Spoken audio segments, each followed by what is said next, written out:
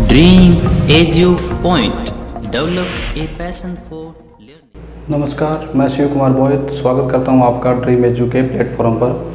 जैसा कि अपने सेकंड वीडियो के अंदर पढ़ा था कुछ परिभाषाएं चल रही थी अनुवांशिक शब्दावली, उसके अंदर अपने 15 परिभाषा पढ़ ली थी। उसके आगे अपने चलते हैं तीसरे वीडियो के अंदर परिभाषा नंबर 16। तो उसके अंदर अपने बात करते हैं पहले व्युत्क्रम क्रॉस की।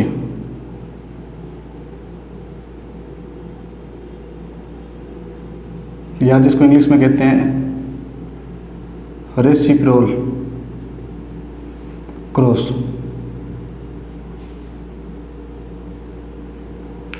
व्युत्क्रम क्रॉस का मतलब होता है, जैसे मान लीजिए एक तरफ पादप ए मान लिया और दूसरी तरफ पादप बी मान लिया। यहाँ मान लीजिए अपने प्रथम संकरण है और यहाँ पे द्वितीय संकरण है।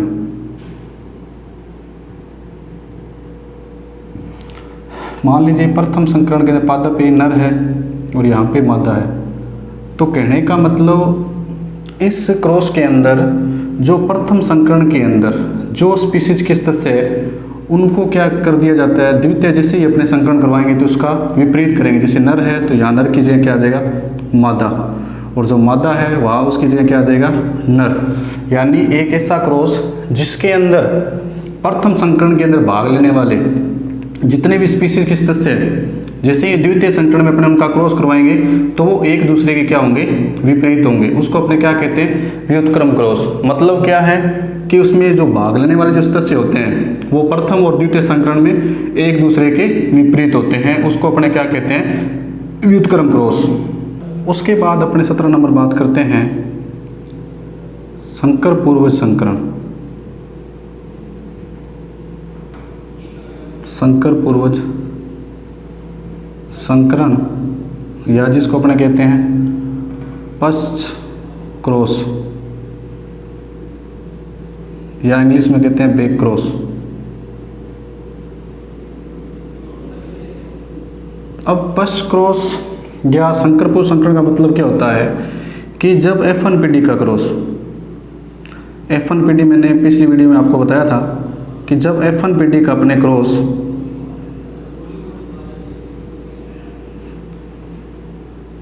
या तो करवा दें प्रभावी जनक के साथ,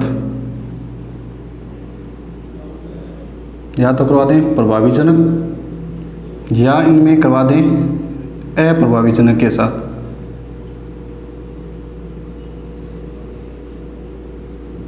तो उसे क्या कहेंगे, संकर पूर्वज संकरण। यानी कहने का मतलब ये है, संकर पूर्वज संकरण या पश्च क्रॉस का मतलब ये होता है एक ऐसा क्रॉस जिसमें जब F1PD का क्रॉस या तो प्रभावी जनक के साथ करवाएं या अप्रभावी जनक के साथ करवाएं, दोनों में किसी एक के साथ करवाया जाए, उसको अपने क्या कहेंगे, संकर पूर्वज संकरण।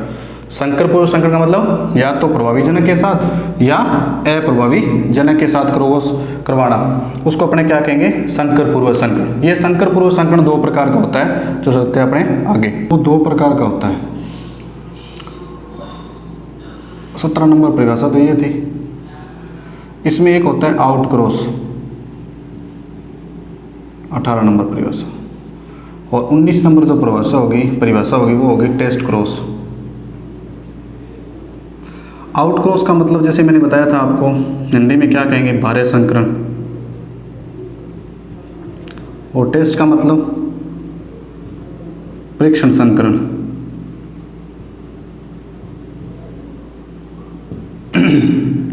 अब आउट क्रॉस का मतलब, जब मैंने संकर पूर्वज संकरण बताया था तो मैंने आपको ये बताया कि एक ऐसा संकरण जिसमें F1PD का क्रॉस या तो अपने करवा दें प्रभावी जनक के साथ या करवा दें अप्रभावी जनक के साथ, तो उसे अपने क्या कहेंगे, संकर पूर्वज संकरण।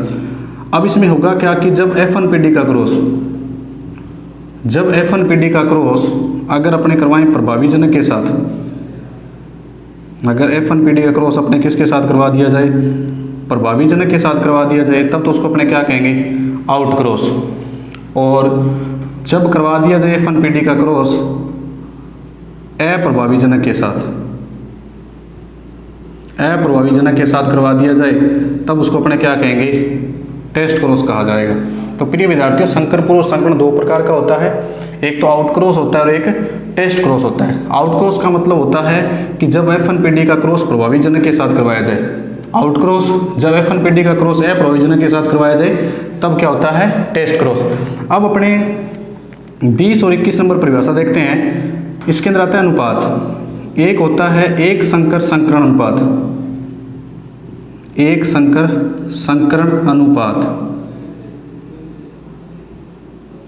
और दूसरा होता है द्विसंकर संकरण अनुपात। जैसे नाम से ही पता चल रहा है, यानी ये तो है मोनो हाइब्रिड जो क्रॉस जो होता है उसका रेशो, और ये होता है डाई हाइब्रिड रेशो। मतलब क्या है, एक संकर संकरण का मतलब क्या होता है, जब एक जोड़ी विपर्यास लक्षणों के मध्य क्रॉस करवाया जाता है तो उनका जो अनुपात प्राप्त होता है, यानी एक संकर एक जोड़ी के जब एक जोड़ी विपर्यास लक्षणों के मध्य क्रॉस करवाया जाता है तो उनसे प्राप्त जो अनुपात होता है उसको अपने क्या कहते हैं, एक संकर संकरण। जब दो जोड़ी विपर्यास लक्षणों के मध्य क्रॉस करवाया जाएगा उनसे जो अनुपात प्राप्त होगा उसको अपने क्या कहेंगे, द्विसंकर संकरण। तो प्रिय विद्यार्थियों, अभी अपने क्या अनुवांशिक शब्दावली को कंप्लीट कर लिया। तो मैंने आपको बताया था 21 में अपने कितनी परिभाषाएं पढ़ते हैं, 21 परिभाषाएं पढ़ते हैं। तो मैंने आपको एक एक डिटेल से 21 परिभाषाएं कंप्लीट करवा दी हैं। अब चलते अपने नेक्स्ट। तो अभी अपने अनुवांशिक शब्दावली के बारे में पढ़ा, उसके बाद अपने बात करते हैं कि मेंडल ने क्या किया था। अपने महत्वपूर्ण बात है कि मेंडल के बारे में अपने मैंने आपको पहले वीडियो में बताया था कि मेंडल ने 7 जोड़ी, तो क्वेश्चन पूछा कितने जोड़ी विपर्यास लक्षणों का चयन किया था, तो मेंडल ने 7 जोड़ी विपर्यास लक्षणों का विपर्यासी लक्षणों का अपने प्रयोग के लिए चयन किया था।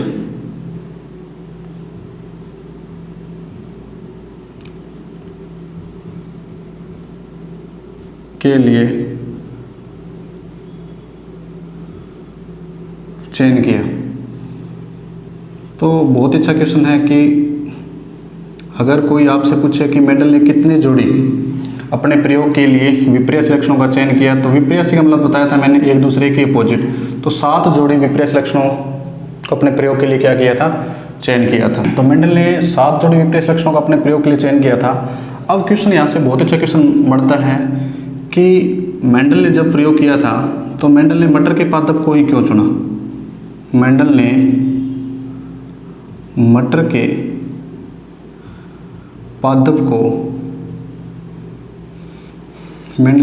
पादप का चयन क्यों किया, क्या कारण था उस टाइम कि मेंडल ने अपने प्रयोग के लिए मटर के पादप को ही चयन किया या चुना। उसके कई कारण थे, क्योंकि मैंने आपको बताया था कि मटर का जो बॉटनिकल जो नेम होता है वो होता है पाइसम स्टाइमम। अब मेंडल ने मटर के पादप का चयन क्यों किया, उसके कई कारण थे। उसका अगर प्रथम कारण अगर देखा जाए तो मटर का जो पौधा होता है ये क्या होता है, इसका आकार छोटा होता है। पहली महत्वपूर्ण बात कि अगर आपसे कोई पूछे कि मटर का पादप क्यों चुना, तो इसका आकार क्या होता है, छोटा होता है। अब आपको पता है आकार छोटा है तो ये क्या करता है, कम स्थान घेरता है, कम स्थान घेरता है। पहली महत्वपूर्ण बात कि मेंडल ने मटर के पादप का चयन क्यों किया, तो पहला कारण क्या था कि मटर का पादप जो होता है आकार में छोटा होता है और वो क्या करता है, कम स्थान घेरता है।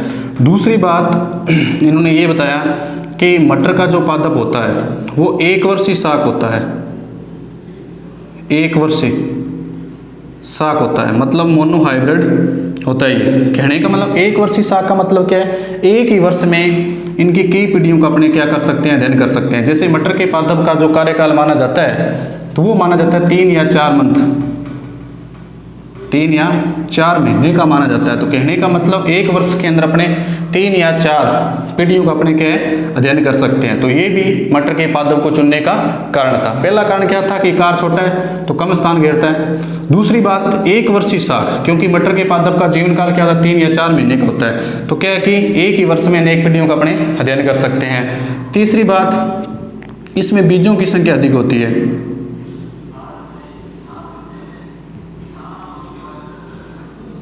बीजों की संख्या का अधिक पाया जाना, बीजों की संख्या का अधिक पाया जाना, तो ये भी एक महत्वपूर्ण कारण था कि उसमें बीजों की संख्या जो होती है वो अधिक पाई जाती है। ठीक है, पहला आकार छोटा, ठीक है, कम स्थान घेरता है। दूसरा, एक वर्षीय शाख होता है, तो एक ही वर्ष में कई पीढ़ियों का अध्ययन कर सकते हैं। और तीसरी बात इसमें क्या है कि बीजों की जो संख्या होती है वो अधिक पाई जाती है। नंबर 4 की बात करें तो नंबर 4 क्या होता है कि मटर का जो पादप होता है वो उभयलिंगी होता है।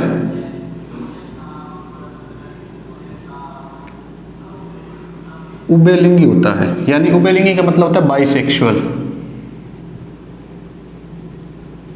बाइसेक्सुअल उभयलिंगी का मतलब होता है यानी इसके अंदर एक ही पादप के अंदर, यानी मटर के पादप के अंदर एक ही पादप के अंदर और नर और मादा दोनों कैरेक्टर्स का अपने अध्ययन कर सकते हैं, या उभयलिंगी बोल दो, या इसमें क्या होते हैं विपर्यासी लक्षणों का समावेश होता है। ये भी अपने कह सकते हैं कि एक ही पादप के अंदर क्या होगा उभयलिंगी होता है, तो एक ही पादप के अंदर नर और मादा दोनों के ही कैरेक्टर पाए जाते हैं एक ही प्लांट के अंदर। ठीक है, तो इसलिए क्या होता है कि इस पादप के अंदर स्वपरागण की जो क्रिया होती है वो आसानी से हो जाती है। स्वपरागण की क्रिया है वो मटर के पादप में आसानी से हो जाती है, तो ये उसका चौथा कारण था, आसानी से हो जाती है। तो प्रिय विद्यार्थियों, भी मैंने आपको बताया कि मटर का जो पादप होता है वो उभयलिंगी होता है, यानी बाइसेक्सुअल होता है। बाइसेक्सुअल का मतलब क्या होता है, बाई का मतलब होता है दो, जिसमें एक ही पादप के अंदर नर और मादा दोनों ही प्रेजेंट होते हैं। तो इसके अंदर क्या है कि स्वपरागण क्रिया आसानी से हो जाती है। अब क्या होता है कि अपने बात करते हैं कि स्वपरागण का मतलब क्या होता है, कि जैसे किसी प्लांट की बात करें, मान लीजिए कोई प्लांट है, कोई पादप है, अगर अपने उसके गैमेट्स की बात करें, अगर उसके युग्मक की बात करें, तो पादप का जो नर युग्मक जो होता है, नर युग्मक जो होता है वो होता है परागकण। क्या होता है, परागकण। और मादा युग्मक जो होता है वो होता है बीजांड। तो ये बात अपने को ध्यान रखने वाली बात है। पादप के अंदर दो भाग होंगे, एक नर युग्मक होगा यानी जिसको अपने परागकण कहते हैं, और मादा युग्मक जो होगा वो होगा बीजांड। यानी जो परागकण जो पाए जाते हैं वो पाए जाते हैं परागकोश के अंदर। किसमें पाए जाते हैं, परागकोश। क्योंकि मेरा कहने का मतलब है सब परागण क्रिया क्या होता है, और बीजांड तो पाए जाते हैं वो पाए जाते हैं अंडाशय से, जिसके अंदर बीज पाए जाते हैं। अब कहने का मतलब जैसे इस प्रकार का कोई प्लांट है,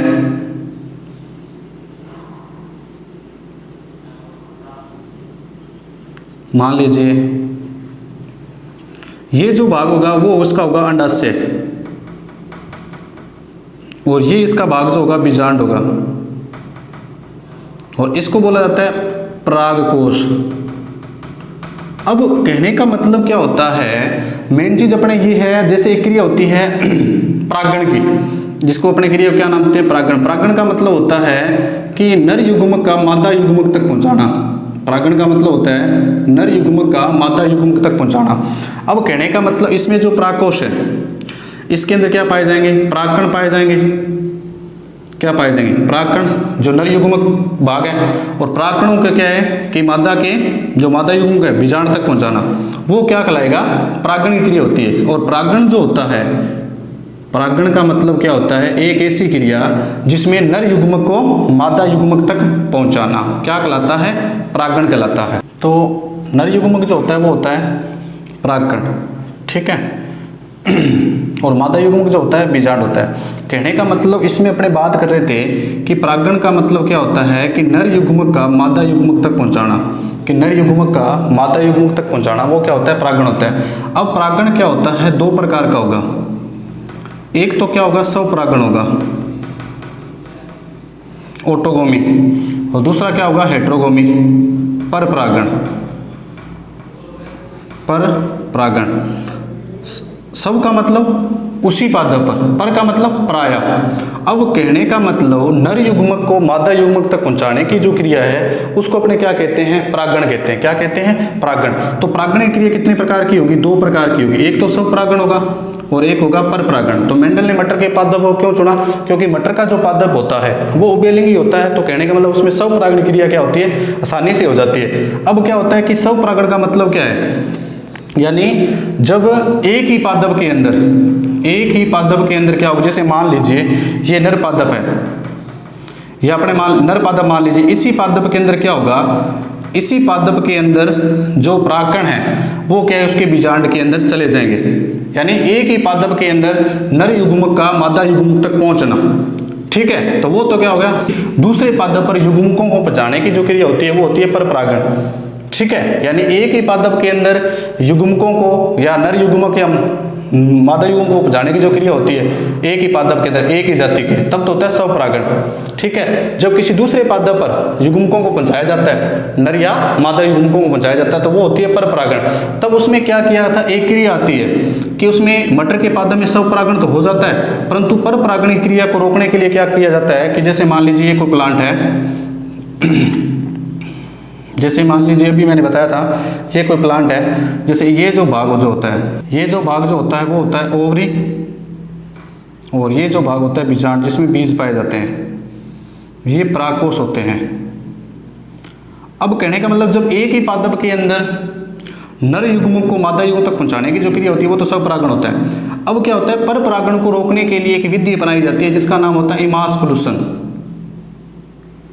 मेंडल ने क्या किया कि उस पादप के अंदर परपरागण की क्रिया को रोका जाए, उसके लिए कृत्रिम विधि का उपयोग किया था, उसको नाम दिया था विपुषण विधि, विपुषण विधि।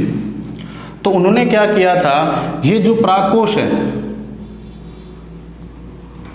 जिसके अंदर परागकण पाए जाते हैं, तो मेंडल ने क्या कर दिया था, इनको यहाँ से कैंची से काट दिया था, परागकोशों को कैंची से काट दिया और काट कर क्या कर दिया, इनको थैली से ढक दिया, इन आवरण को क्या थैली से ढक दिया, ताकि इनके अंदर क्या है, स्वपरागण क्रिया न हो, ठीक है। तो परपरागण क्रिया, ताकि इसमें स्वपरागण क्रिया न हो, ठीक है। समझने वाली बात ये है कि जैसे मान लीजिए ये नर पादप है, जब इस पादप के अंदर यानी इसी पादप के ऊपर नर युग्म का मादा युग्म तक पहुंचने की क्रिया जो होती है वो तो स्वपरागण होती है। अब इसके अंदर अगर स्वपरागण नहीं होगा तो अपने क्या करेंगे, दूसरा पादप लेंगे, दूसरा पादप जैसे मादा पादप ले लिया, तो ये पादप तो स्वपरागण क्रिया होगी नहीं, तो क्या करेंगे, जब किसी दूसरे पादप की सहायता से जो नर युग्मक है मादा युग्म तक पहुँचाएंगे तो वो क्रिया क्या होती है, यहाँ पे परपरागण होता है। तो मेंडल ने क्या किया कि जो परपरागण क्रिया को रोकने के लिए एक विधि अपनाई थी वो होती है विपुषण विधि। तो ये भी आपको ध्यान रखना, एक कृत्रिम विधि होती है जिसके अंदर क्या है कि परागकोशों को कैंची से काट दिया जाता है और उसके बाद में उसको क्या थैली से ढक दिया जाता है। तो मेंडल ने मटर के पादप का चयन क्यों किया, इसके मैंने 4 कारण बताए हैं। अब चलते हैं अपने आगे। अभी अपने बात कर रहे थे मेंडल ने मटर के पादप को क्यों चुना, तो उसके अपने महत्वपूर्ण तथ्य को जाना। उसके बाद अपनी बात करते हैं मेंडल की असफलता के कारण।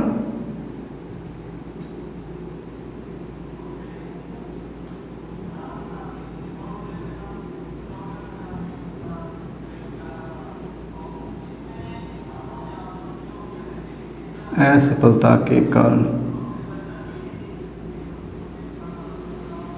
कि क्या कारण था जिसके कारण मेंडल असफल हो गया।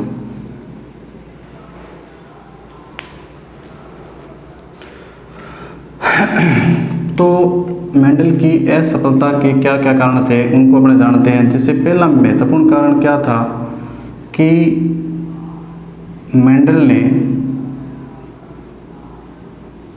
अपने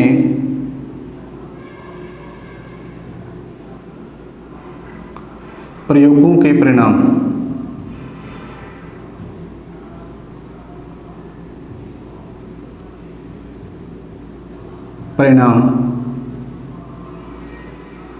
गणितीय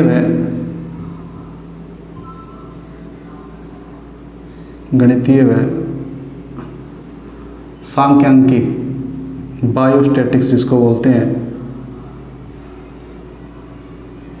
सांख्यिकी में दिए।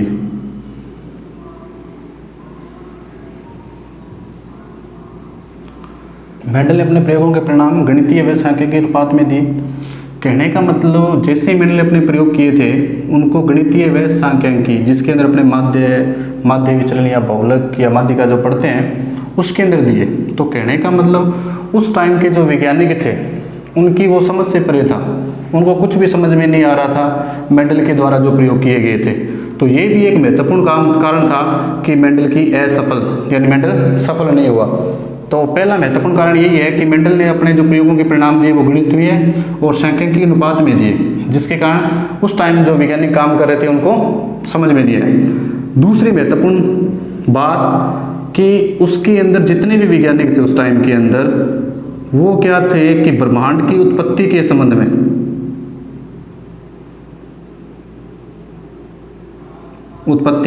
में अनुसंधान कर रहे थे।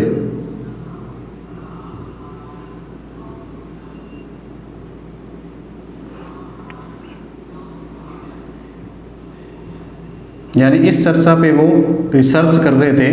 उस टाइम के अंदर जब मेंडल ने अपने प्रयोग दिए थे उस टाइम के अंदर ब्रह्मांड की उत्पत्ति के संबंध में जितने भी वैज्ञानिक थे उस टाइम के अंदर वो इस शोध के अंदर या इस टॉपिक पे वो रिसर्च कर रहे थे। तो क्या है कि उन वैज्ञानिकों का ध्यान भी इनकी तरफ नहीं गया।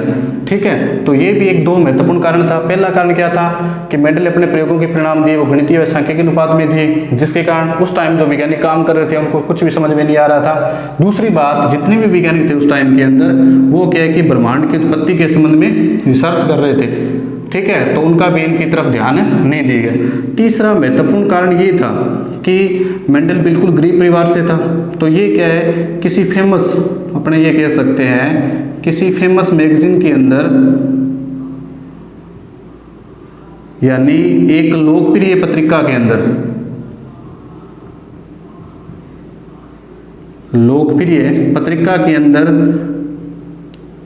अपने ये कह सकते हैं ये भी एक महत्वपूर्ण कारण था कि मेंडल के प्रयोग अच्छे थे, परंतु मेंडल क्या था, एक गरीब परिवार से था। इसलिए क्या है कि मेंडल अपने प्रयोगों को किसी लोकप्रिय पत्रिका में पब्लिश नहीं कर पाया, प्रकाशन नहीं करवा पाया। ये भी इसका महत्वपूर्ण कारण था, क्योंकि जो इनके जो प्रयोग थे वो क्या किसी फेमस पत्रिका के अंदर प्रकाशित नहीं हुए। ये भी इसका महत्वपूर्ण कारण था कि मेंडल असफल हो गया। नंबर 4 की बात करें तो उस समय के अंदर चार्ल्स डार्विन की एक पुस्तक थी, चार्ल्स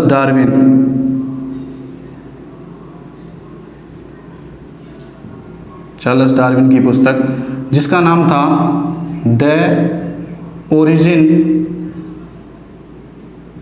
ऑफ स्पीसीज।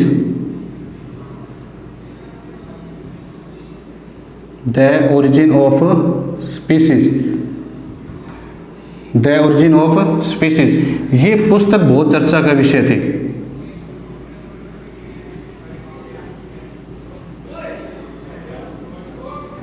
उस टाइम के अंदर अपने ये कह सकते हैं चार्ल्स डार्विन जो साइंटिस्ट था वो बहुत फेमस था, और उनकी एक पुस्तक आई थी द ओरिजिन ऑफ स्पीसीज, क्योंकि इन्होंने एक सिद्धांत भी दिया था प्राकृतिक वर्ण का सिद्धांत जो बहुत फेमस था, प्राकृतिक वर्ण का सिद्धांत। और इस सिद्धांत का वर्णन कौन सी पुस्तक में मिलता है, द ओरिजिन ऑफ स्पीसीज। तो कहने का मतलब उस टाइम के अंदर ये वैज्ञानिक इतना फेमस था कि लोगों का ध्यान इस वैज्ञानिक की पुस्तक से हटा ही नहीं, जिसके कारण मेंडल के प्रयोग उनके उस टाइम के अंदर उनके समझ में नहीं आए। कहने मतलब उनकी तरफ ध्यान आकर्षित हुआ ही नहीं, क्योंकि ये बंदा उस टाइम के अंदर बहुत फेमस था। क्योंकि आज के टाइम के अंदर जैसे कोई फिल्म बनती है तो उस फिल्म के अंदर अगर कोई बहुत लोकप्रिय हीरो और एक सामान्य लोकल हीरो की अगर फिल्म आ जाती है तो वो उस टाइम के अंदर क्या फ्लॉप हो जाती है। ये उसी प्रकार इसके अंदर मेंडल के साथ हुआ, क्योंकि चार्ल्स डार्विन जो था बहुत ही फेमस साइंटिस्ट था, तो उसकी जो पुस्तक थी बहुत ही चर्चा के विषय थे, तो लोग इस पुस्तक को पढ़ने के लिए बहुत ही उत्सुक थे। तो उस टाइम के अंदर मेंडल ने जैसे प्रयोग किए तो उनके प्रयोग को वो प्रयोग देख ही नहीं पाए या सुन नहीं पाए उस टाइम के अंदर। तो ये भी कारण था कि जिसके कारण मेंडल असफल हो गया। तो मेंडल की असफलता के कई कारण बताए हैं कि मेंडल ने अपने प्रयोग गो के परिणाम वो गणितीय व सांख्यिकी अनुपात में दिए, सांख्यिकी अनुपात में दिए। कहने का मतलब मेंडल के जितने प्रयोग थे वो गणितीय वो सांख्यिकी अनुपात में थे। इसलिए क्या है जितने भी उस टाइम वैज्ञानिक काम कर रहे थे उनकी समझ से परे था। उन्होंने कहा कि ये सब बकवास है। उसके बाद दूसरी बात कि उस टाइम के जो वैज्ञानिक थे वो ब्रह्मांड की उत्पत्ति के संबंध में रिसर्च कर रहे थे, तो उनका ध्यान भी इस तरफ नहीं गया। तीसरी बात कि मेंडल बहुत गरीब परिवार से था, इसलिए वो किसी अपने प्रयोगों को किसी लोकप्रिय पत्रिका में प्रकाशित नहीं कर पाया। चौथी बात इसमें कि चार्ल्स डार्विन की पुस्तक उस time the origin of species बहुत ही चर्चा के विषय थी, बहुत ही फेमस थी, इसलिए मेंडल असफल हो गया। तो यही कारण थे कि मेंडल की असफलता के। अब चलते हैं अपने आगे, मेंडल की सफलता के कारण।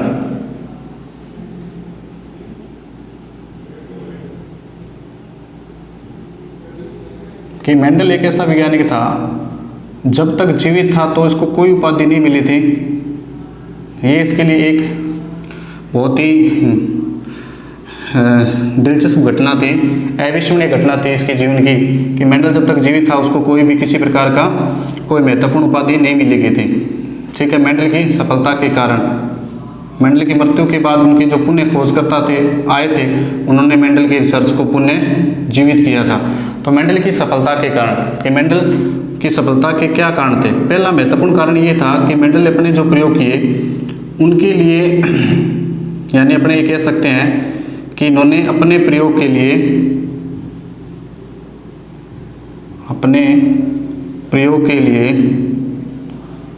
आनुवंशिक रूप से शुद्ध पादपों का चयन किया।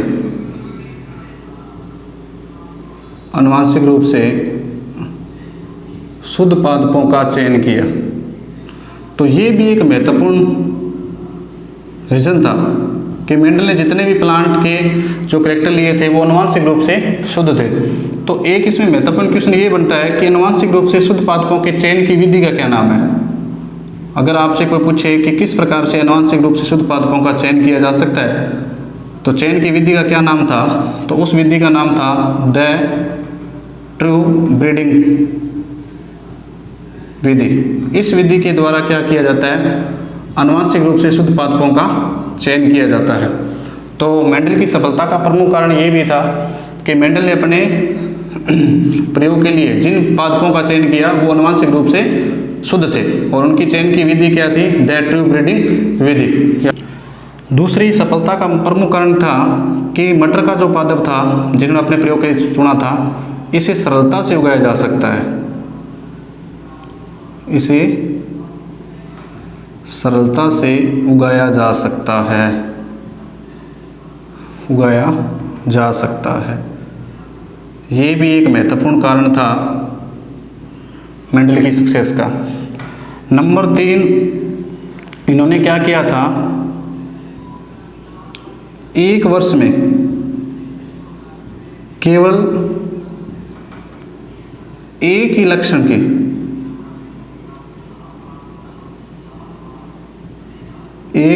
की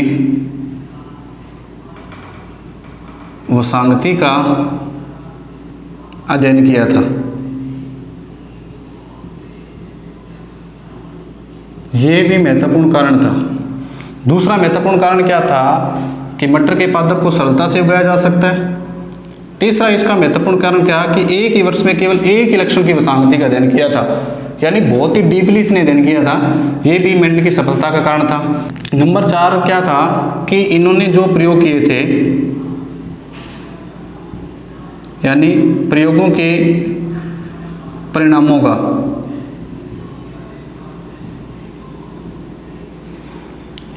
अभिलेख रखा, कि यानी अपने कह सकते हैं रिकॉर्ड रखा इन्होंने। ये भी एक इनकी सफलता का प्रमुख कारण था। तो मेंडल की सक्सेस के क्या कारण थे? तो पहला कारण क्या था कि इन्होंने अपने प्रयोग के लिए आनुवांशिक रूप से शुद्ध पादपों का चयन किया। तो बहुत अच्छा क्वेश्चन बनता है, आनुवांशिक रूप से शुद्ध पादपों के चयन की विधि का क्या नाम है? द ट्रू ब्रीडिंग विधि। दूसरा महत्वपूर्ण कारण क्या है? इसे सरलता से उगाया जा सकता है। किसे? मटर के पादप को। फिर क्या है कि एक ही वर्ष में केवल एक इलेक्शन की वसांगति का अध्ययन करना ही मेंडल की सफलता का प्रमुख कारण था, और मेंडल ने जितने भी प्रयोग किए थे उनके परिणामों का उसने क्या किया था? रिकॉर्ड रखा था F2PD तक। ठीक है, तो ये था मेंडल की सफलता के प्रमुख कारण। अब चलते हैं नेक्स्ट। तो प्रिय विद्यार्थियों भी अपने पढ़ रहे थे मेंडल ने मटर के पादप को क्यों चुना।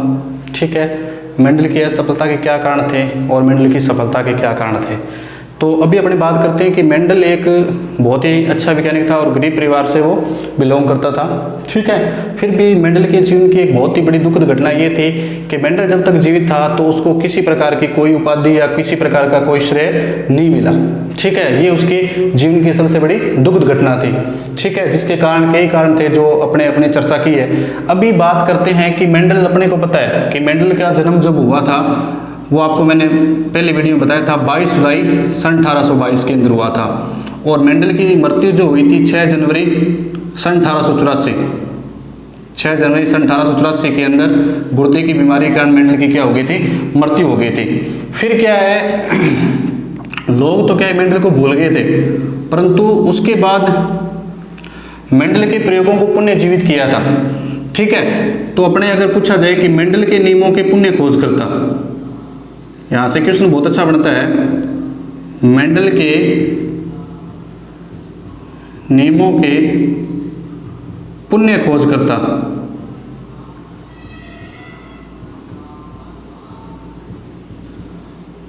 तो मेंडल के नियमों की पुण्य खोज हुई थी। अगर पूछा जाए कि मेंडल के नियमों की पुण्य खोज कब हुई थी? सन 1900 के अंदर।